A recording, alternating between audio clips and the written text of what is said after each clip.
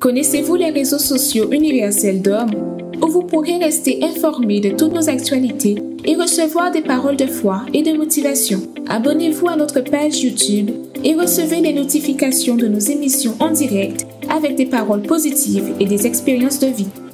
Et pour ne manquer aucune de nos programmations, connectez-vous aussi sur notre page Facebook où nos émissions sont diffusées en simultané chaque jour. Suivez notre page Instagram avec des publications quotidiennes que vous pourrez aimer et partager avec vos amis. Rejoignez-nous aussi sur notre canal Telegram pour toujours plus d'actualités. Ordinateur, tablette ou téléphone, fortifiez votre foi à chaque instant à travers nos réseaux sociaux où que vous soyez. Elle reçoit la vie, elle reçoit la force, la vigueur qu'elle a besoin. Universel d'hommes, toujours plus proche de vous pour vous mener plus près de Dieu. Tout changement commence par une attitude de foi. Assistez à l'émission Foi en action. Bonjour à tous, que Dieu vous bénisse, toutes les personnes qui sont connectées dans notre émission Foi en action. Pendant ce temps qu'on va rester ensemble, vous allez voir que c'est possible changer l'état de votre vie. Peu importe la situation à laquelle se trouve votre vie, peu importe les années de souffrance, peu importe votre religion. Pendant cette émission, vous allez voir que le Dieu de la Bible, il n'est pas mort, il est vivant. Il est là pour changer votre histoire. Et nous sommes en train de vivre dans tous les centres d'accueil universel la campagne d'Israël, dans la foi, dans ce qu'il est écrit dans la Bible, par rapport à Élie, un homme de Dieu, un prophète de Dieu, qui n'a pas accepté la situation de souffrance du peuple d'Israël. Et combien de personnes vous me regardez en cet instant et vous n'acceptez pas l'infirmité, vous n'acceptez pas la division dans la famille, vous n'acceptez pas la vie sentimentale détruite, vous n'acceptez pas avoir une vie de souffrance. C'est pour cette raison que vous allez voir ce témoignage, pour que vous puissiez voir qu'à travers de la foi, c'est possible changer la histoire de votre vie. Regardez ce témoignage et tout de suite après, je reviendrai avec vous. Bonjour, je m'appelle Andal. Avant de recevoir le Saint-Esprit, j'étais quelqu'un qui était têtu, une personne qui n'écoutait pas. J'étais orgueilleux. C'est comme ça que je suis arrivé au centre d'accueil. Parce que même dans ma famille, tout le monde le disait. Si j'avais quelque chose à faire, je le faisais. Même si c'était pas bon, je le faisais. Parce que j'étais très têtu, je n'écoutais jamais. Ça, c'était vraiment le problème que j'avais. Et souvent aussi dans notre famille, on disputait souvent. Même si, voilà, on disputait peut-être le lendemain ou on va dire quelques heures après, on allait se concilier, mais on disputait souvent dans ma famille. Et c'est comme ça que je suis arrivé à l'église. Donc voilà, en arrivant à l'église, j'écoutais la parole. J'écoutais la parole, je savais que je devais changer. Et la première chose que je devais changer, c'était sur moi-même, c'est-à-dire dans mon intérieur, c'est-à-dire mon ego, mon orgueil, ma manière d'agir ou de parler, mon langage, tout cela, je devais changer. Et c'était pas facile. C'était pas facile. J'étais quelqu'un aussi qui disait des gros mots. Donc, en arrivant à l'église, quand je faisais tout pour ne pas dire des gros mots parce que c'était compliqué, c'était vraiment difficile. Et je venais à l'église et presque tous les jours, je faisais les chaînes de prière, j'étais là les vendredis, j'étais là les dimanches, on va dire presque tous les jours j'étais à l'église. Et pour changer, c'était pas du tout facile. Je continuais à persévérer et petit à petit, mon langage commence à changer. Mon caractère commence à changer et même ma manière de s'habiller commence à changer. Tout commence à changer, mais il manquait quelque chose. Il manquait quelque chose. C'était quoi qui manquait? C'était les Saint-Esprit. J'ai entendu parler des Saint-Esprit. J'ai entendu des témoignages des gens qui parlaient du Saint-Esprit. Moi, je ne savais pas c'était quoi les Saint-Esprit. Donc, à chaque fois, j'étais là, j'entendais les gens parler du Saint-Esprit. Je voyais les gens étaient heureux, ils avaient la joie. Et moi, je voulais savoir c'était quoi les Saint-Esprit. Donc, c'est arrivé une campagne d'Israël. Et pendant cette campagne, je disais, mon Dieu, c'est maintenant. Je dis maintenant, je dis cette campagne, la manière que je vais commencer cette campagne, ça va pas terminer de la même manière. Je dis, je vais finir, avant que cette campagne se termine, je dois être rempli du Saint-Esprit. Qu'est-ce que je faisais? Tous les jours, je lisais la Bible, je méditais, je me réveillais la nuit pour prier, parler à Dieu. Ce que je disais à Dieu, qu'est-ce que je dois changer en moi? Qu'est-ce que je dois faire? Viens m'aider à briser mon ego, à briser mon orgueil. À chaque fois, en tout cas tous les jours, c'est ça que je demandais à Dieu parce que je savais que c'est ça que je devais changer. C'est ça, c'était plus mon langage, mon comportement, mon ego. Et comme j'étais quelqu'un qui n'écoutait pas, c'est ça, tous les jours, je demandais à Dieu. Et tous les jours, Dieu me montrait, même, et je faisais tout. Quand je dis je faisais tout, vraiment, je me donnais tout le soir dans la nuit, je me réveillais, je cherchais le Saint-Esprit, je méditais. Un jour, j'étais dans mon lit et tout, je m'appelle et j'arrivais pas à dormir, pas parce que, non, j'étais déjà, pas parce que j'arrivais pas à dormir. Après, j'étais là, je me dis, qu'est-ce que je dois faire et tout. Une pensée est venue dans ma tête, va chercher le Saint-Esprit. C'est comme si Dieu me disait, va chercher le Saint-Esprit. Moi, j'ai résisté. Après, j'ai dit non, bon, je m'élève, je cherche le Saint-Esprit. À ce moment-là, je m'appelle très bien, c'était vers 5 heures du matin. Vers 5 heures du matin, et j'étais là, j'étais en train de chercher, j'ai parlé à Dieu, je me suis donné totalement. Et c'est là, j'ai reçu le Saint-Esprit. Quand j'ai reçu le Saint-Esprit, j'étais tellement content. Je sais pas comment expliquer, mais j'avais la joie. J'étais là à la maison. Toute ma famille me demandait, qu'est-ce que tu as dans les tout? J'ai dit, ouais, j'ai reçu le Saint-Esprit. J'étais en train de chanter. J'avais la joie, j'avais la paix. En fait, on peut pas expliquer. Là, c'est inexplicable. C'est inexplicable. J'étais tellement content. J'étais là à chanter. Mes frères étaient là. Je suis parti voir mes frères. J'ai reçu le Saint-Esprit et tout. J'étais en train de crier dans la maison et tout. J'étais content. Donc, voilà comment j'ai reçu le Saint-Esprit. Et j'ai participé aussi dans des jeûnes de Daniel. Et les jeûnes de Daniel m'apportent encore plus parce que recevoir le Saint-Esprit, c'est une chose, c'est bien de recevoir, mais on veut toujours plus. On veut toujours plus. C'est pour ça, chaque jeûne de Daniel, je m'investis, je me donne encore, je demande à Dieu encore sur quoi je dois changer parce qu'on a toujours besoin de changer. On a toujours besoin de changer. Et c'est ça, les jeûnes de Daniel, ça m'apporte toujours me connecter avec Dieu, me connecter de tout, de me connecter de tout, mais de me concentrer vraiment sur ma vie spirituelle, de demander à Dieu qu'est-ce que je dois faire, ce que je dois changer. Parce que comme je dis encore une fois de plus, on aura toujours besoin de changer.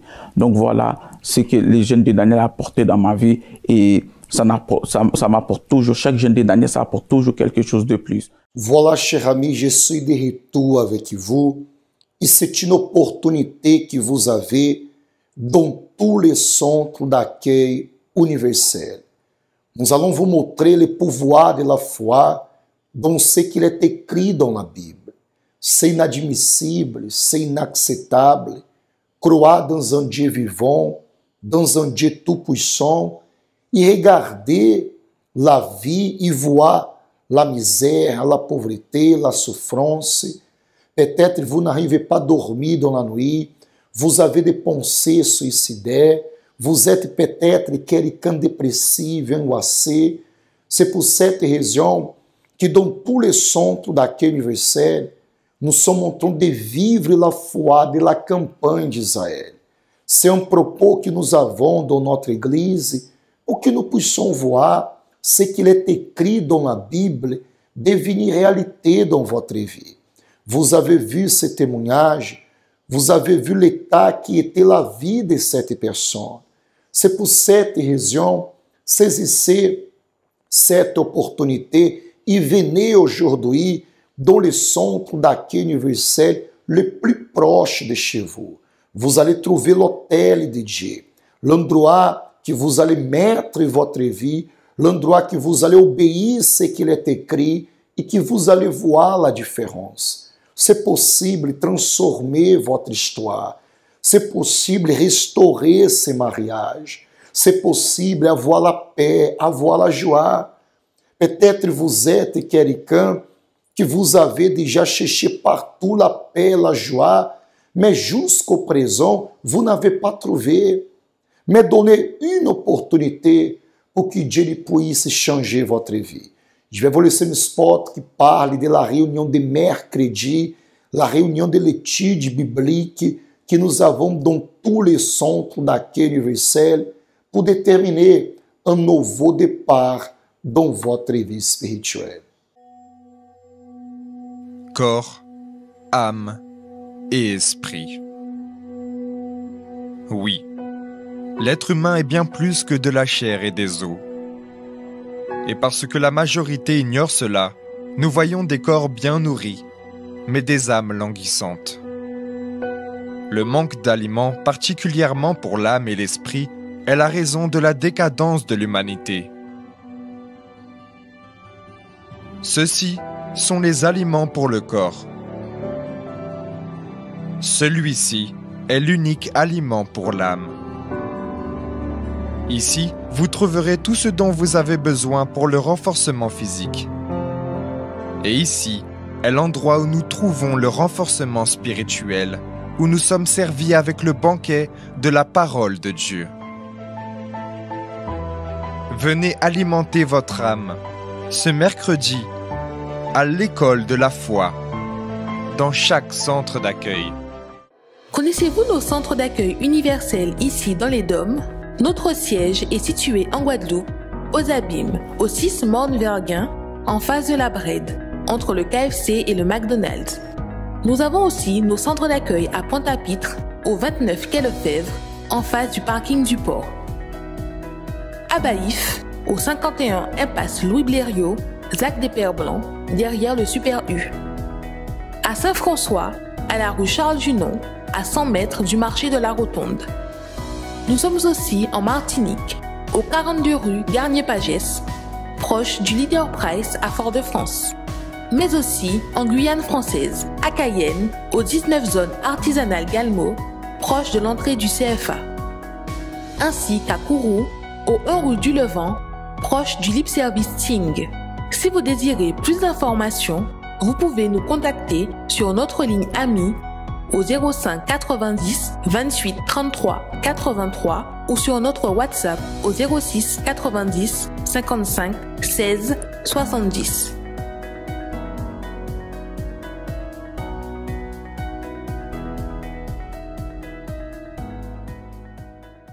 Dans tous les centres d'accueil universel, vous avez cette opportunité.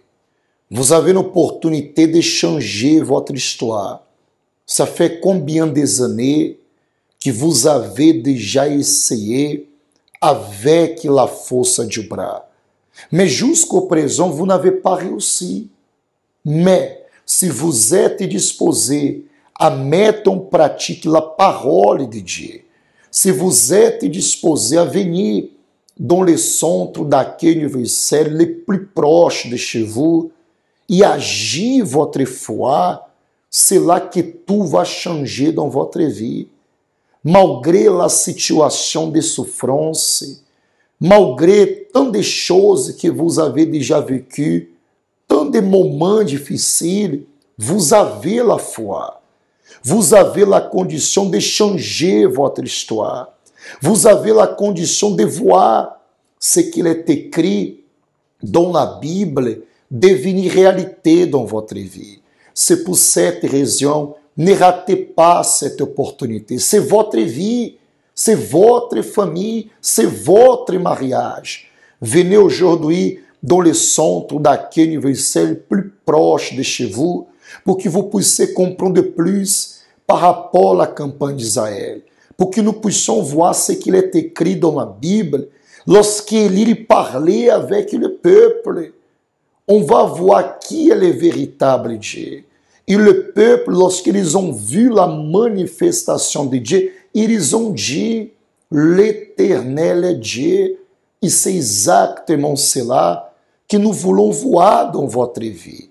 À travers de votre vie, tout le monde ils vont voir que Dieu il est vivant. À l'exemple de ce témoignage que je vais vous laisser en ce moment, pour que vous puissiez voir que vous n'êtes pas né pour souffrir. Vous n'êtes pas né pour avoir une vie d'échec. Vous n'êtes pas né pour avoir une vie de souffrance. Regardez ce témoignage et tout de suite après, je reviendrai avec vous. Avant d'arriver au centre d'accueil, j'étais une jeune fille très triste. J'avais beaucoup de mal-être à l'intérieur de moi. Je souffrais beaucoup à l'intérieur de moi. Faisais de la dépression.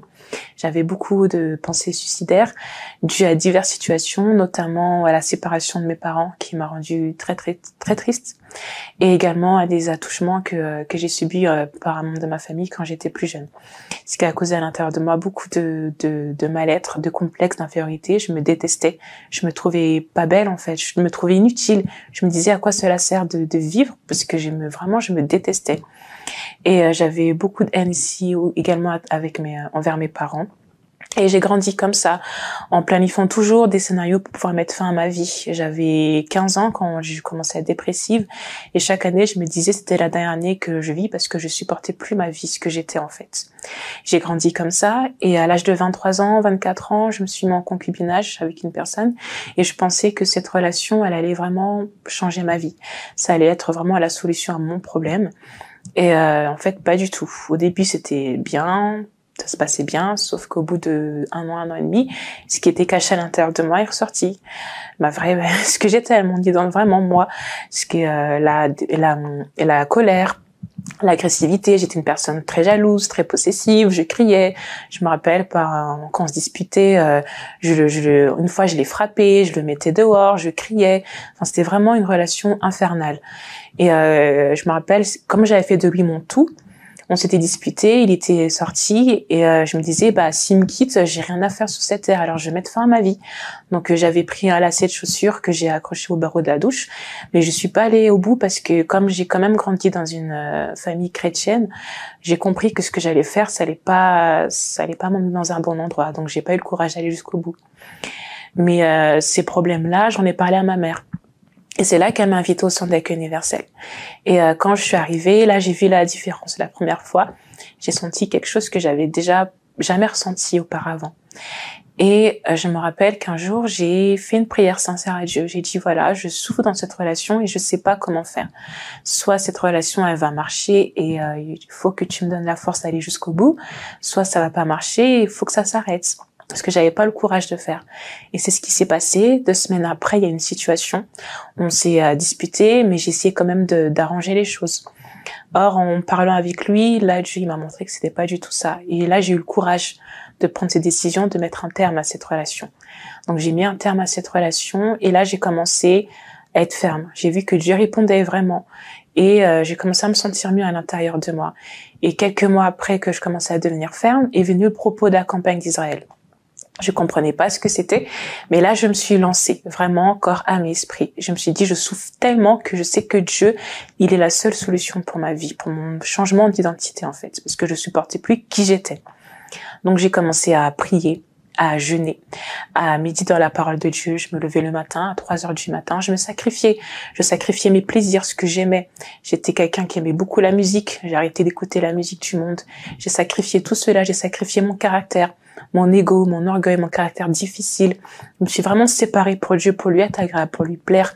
Donc j'ai déposé ça sur l'autel. Un jour avant de déposer mon sacrifice, Dieu m'a demandé de demander pardon à mes parents parce que j'avais beaucoup de haine envers eux, mais je me suis cachée en fait, et je voulais pas le faire parce que c'était sacrifier mon ego, mon orgueil. Je me disais, mon père, il m'a abandonné, et pourquoi je devrais lui demander pardon alors que c'est lui qui m'a fait du mal. Mais j'ai décidé d'obéir. Je l'ai appelé, j'ai demandé pardon. J'ai demandé aussi pardon à ma mère pour toute la haine que j'avais contre elle, de l'avoir rendu responsable de la séparation avec mon père. Et c'est comme ça que j'ai déposé mon sacrifice. Quand j'ai déposé mon sacrifice, le changement, il n'était pas immédiat. Mais au fur et à mesure, j'ai perçu ce changement à l'intérieur de moi. J'étais sûre de ce que j'avais fait sur l'autel. Et donc, j'ai commencé à avoir la paix à l'intérieur de moi. Ce que j'avais jamais eu en 20, 23, 24 ans de vie. J'étais tellement mal. Et là, j'ai commencé à avoir la paix, être bien envers moi-même, avoir confiance en moi, à m'aimer, à me trouver jolie. Et également, avec mes parents, la relation, elle s'est complètement transformée. Moi qui détestais mes parents, j'arrive à leur dire je t'aime, à être avec eux, à leur prendre de leurs nouvelles, je prends plaisir à passer du temps avec ma famille. Dieu l'a complètement transformé ma vie et je rends grâce à Dieu pour cela. Il n'y a rien dans ce monde qui peut changer notre situation, peu importe les domaines qu'on peut dans notre vie, c'est Dieu la solution. Et l'autel, il faillit pas. Quand on se donne corps, âme, esprit, Dieu, il est fidèle, il répond toujours à son moment, mais il répond toujours. Il faut pas douter, il faut continuer à persévérer et la victoire sera là.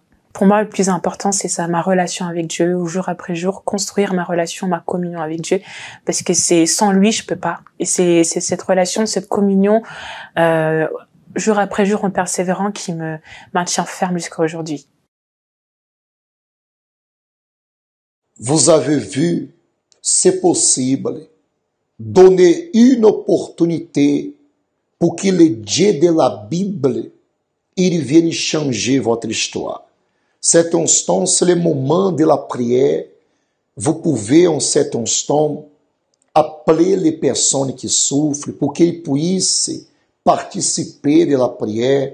Vous pouvez partager cette émission avec vos amis, vos êtres chers, car dans ce moment de la prière où vous êtes, peut-être hospitalisé, peut-être dépressif, malade, peut-être vous sentez des douleurs, peut-être vous avez des pensées suicidaires, mais à travers de la prière, je crois, le Dieu de la Bible, il va agir dans votre vie. Il va enlever toutes sortes de souffrances. Il va transformer votre histoire. Je vais vous laisser le spot et tout de suite après, je reviendrai avec la prière en votre faveur. La prière, c'est lui qui permet de nous faire un seul éveil, bon Dieu. Éveil, nous qu'a brisé toute marage qui a lié en nous, l'homme qui a persécuté nous. Et nous qu'a trouvé vrai sens à la vie. Ces moments à la prière, nous qu'a parlé éveil, bon Dieu. Mon Dieu et mon Père, je prie en faveur de toutes les personnes qui sont connectées dans cette émission. Des personnes qui souffrent, des personnes qui les ont déjà frappé tant de portes, des personnes qui parfois, ils ne savaient pas quoi faire pour changer leur vie, mais qu'à travers de ta parole, à travers de ce qu'il est écrit dans la Bible, car ta parole, elle a dit, venez à moi, vous tous qui êtes fatigués et chargés, et je vous donnerai du repos. Viens donner la paix, viens donner la joie, viens enlever toutes sortes de douleurs, de souffrances, viens bénir cet homme et cette femme au nom du Seigneur Jésus. E vous qui croyez, dites qu'ainsi soit-il. Amen. Grâce à Dieu. Je crois, cher ami, que vous êtes bénis. Dieu est avec vous. Mais saisissez cette opportunité dans tous les centres d'accueil universel, à travers de votre foi sous l'autel de Dieu, vous avez la condition de débuter une nouvelle histoire. Je vous souhaite une excellente journée. Que Dieu vous bénisse. À bientôt.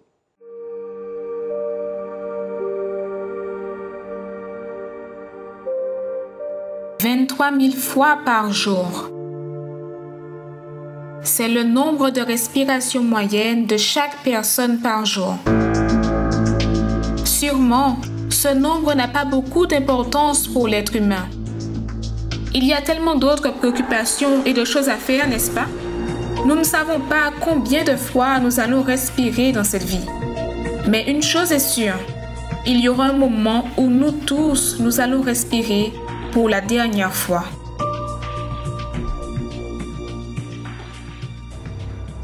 Ici sera le début de votre éternité.